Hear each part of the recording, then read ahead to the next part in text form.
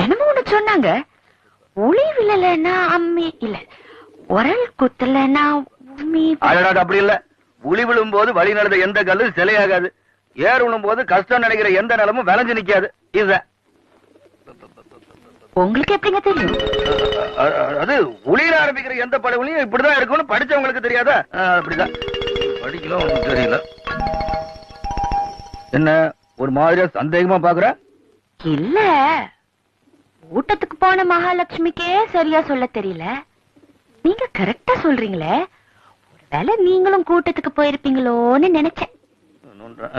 நான் ஏன் பாப்பறேன்? உங்களுக்கு என்ன வேலை வெட்டி இல்லையா என்ன? ஆமாங்க, நீங்க போகாம உங்க அங்க வஸ்திரம் மட்டும் எப்படிங்க அங்க போச்சு?